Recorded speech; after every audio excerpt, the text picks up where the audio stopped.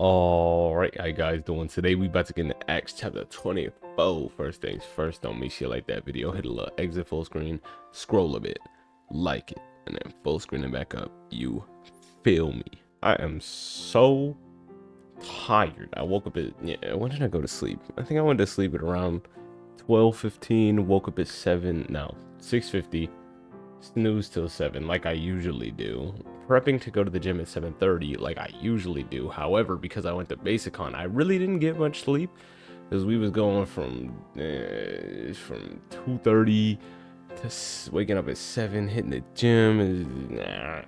I ain't getting no sleep this weekend. It was crazy. I got sleep, but not a lot. So here was that. So today, woke up, I hit the bathroom, and I said, I'm not really feeling it, because when we were there, when I hit the gym with one of my friends, we did all the dumbbells they had on bench, and I think on the 25s or the 30s, I went to stretch.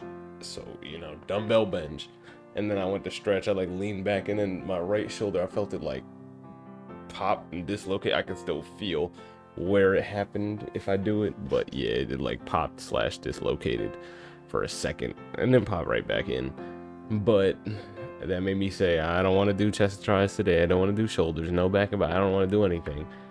So then I got in bed and I said, all right, let me read for class. I get my iPad, not my laptop. I grabbed my iPad and I said, all right, let me pull up this reading. And the reading didn't pull up. So I'm sitting there.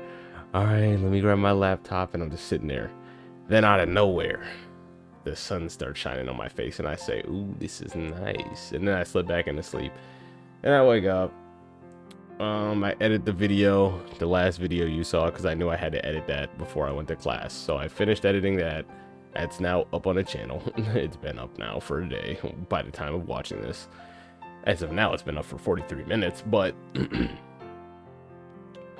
yeah, so I finished editing that, went to class, and then said, all right, I'm not going to be lazy. So let me go to the gym. I did 3 sets of pull-ups, 3 sets of dips, and then I ran 3 miles. I ran 2 straight. Drank some water, walked 2 or 3 laps, and then ran another mile, and that felt good. That felt good. And then right now I just ate my heart into oblivion. I feel good. I also woke up this morning. I was looking good.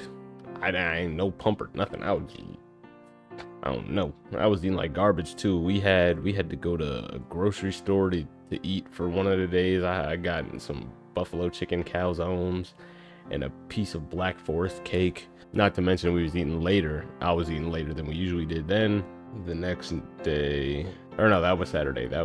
We got that, and for dinner, it was pizza and wings. I took a nap. I was supposed to be reading and doing homework in the room. I ended up taking a nap. Woke up at 6:45. We're supposed to be eating at 6. I come down. There's only 2 pieces of pizza left. They weren't even saving them for me. That's just what was left. Grabbed those. No sauce was on this pizza. This pizza was dog water. I eat those. That was it. And then, later we go out for the late night dinner. Later in the night, I got a grilled cheese and French fries. I was eating later than I usually do. I don't even eat that late, which is crazy. So, and then in the morning, Sunday, I don't think we got breakfast. I hit the gym. That was when my shoulder popped. Hit the gym. I thought they had protein shakes in the lobby of the hotel. It was milk, so I drank a milk and also bought a Pop-Tart. I didn't eat the Pop-Tart. I'm looking at it right now. It's sitting on my desk now, back at school. I'm gonna enjoy that one day. Then we had garbage plates Sunday after. That was, yeah. And then for dinner, I went out to our dining hall Sunday. I didn't eat the best. I didn't eat horrible, but not the best. So I was surprised when I saw my body was looking better than when I left. You know what I'm saying? Technically, I think it was because I really wasn't eating much while we were there. So my body was in fight or flight mode, but oh well. 5 days later, the high priest Ananias went down to Caesarea with some of the elders and a lawyer named Tertullus, and they brought their charges against Paul before the governor. When Paul was called in, Tertullus presented his case before Felix. We have enjoyed a long period of peace under you, and your foresight has brought about reforms in this nation. Everywhere and in every way, most excellent Felix, we acknowledge this with profound gratitude. But in order not to weary you further, I would request that you be kind enough to hear us briefly. We have found this man to be a troublemaker, stirring up riots among the Jews all over the world. He is a ringleader of the Nazarene sect and even tried to desecrate the temple. So we seized him by examining him. How did this go right from 6 to 8 verses anyway? Maybe I'll do KJV for this. For we have found this man a pestilent fellow and a mover of sedition amongst all the Jews throughout the world, and a ringleader of the sect of the Nazarenes, who also hath gone about to profane the temple, whom we took, and would have judged according to our law. But the chief captain Lysias came upon us, and with great violence took him away out of our hands, commanding his accusers to come unto thee, by examining of whom thyself mayest take knowledge of all these things, whereof we accuse him. And the Jews also assented, saying that these things were so. So he seized him. By examining yourself, you will be able to learn about the truth of these charges that we are bringing against him. The other Jews joined in the accusation, asserting that these things are true. When the governor motioned for him to speak, Paul replied, I know that for a number of years you have been judge over this nation, so I will gladly make my defense. You can easily verify that no more than 12 days ago I went up to Jerusalem to worship. My accusers did not find me arguing with anyone at the temple or stirring up a crowd in the synagogues or anywhere else in the city, and they cannot prove to you the charges they are now making against me. However, I admit that I worship the God of our ancestors as a follower of the way, which they call a sect. I believe everything that is in accordance with the law and that is written in the prophets, and I have the same hope in God as these men themselves have, that there will be a resurrection of both the righteous and the wicked. So I strive always to keep my conscience clear before God and man. After an absence of several years, I came to Jerusalem to bring my people gifts for the poor and to present offerings. I was ceremonially clean when they found me in the temple courts doing this. There was no crowd with me, nor was I involved in any disturbance. But there are some Jews from the province of Asia who ought to be here before you and bring charges if they have anything against me. Or these who are here should state what crime they found in me when I stood before the Sanhedrin, unless it was this one thing I shouted as I stood in their presence. It is concerning the resurrection of the dead that I am on trial before you today. Then Felix, who was well acquainted with the way, adjourned the proceedings. When Lysias the commander comes, he said, I will decide your case.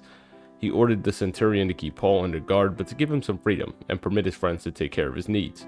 Several days later, Felix came in with his wife Drusilla, who was Jewish. He sent for Paul and listened to him as he spoke about his faith in Jesus Christ.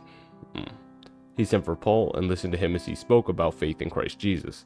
As Paul talked about righteousness, self-control, and the judgment to come, Felix was afraid and said, That's enough now. You may leave. When I find it convenient, I will send for you.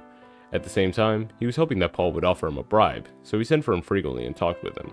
When 2 years had passed, Felix was succeeded by Porcius Festus, but because Felix wanted to grant a favor to the Jews, he left Paul in prison. He really thought Paul was going to bribe him? That's crazy. Did he not tell you he's with Jesus? You don't do that bribery. See, people like, Jesus wasn't real. Jesus wasn't real. Peep this though. Drusilla, Herod Agrippa's daughter. You know what I'm saying? Oh. AKA Julia Drusilla. She even got statues of her, bro. It says she was known to be very beautiful, but yeah, look at it. She got statues of her, bro. And they think she ain't real. Look at it. Look at it. Wikipedia page. Or is this a different lady? This one would coincide. This one would not coincide, these dates. But this one, these would. But these ones would coincide over her. So. Alright, that's going to be the end of the chapter. Hope you guys have yourselves a fantastic rest of your day.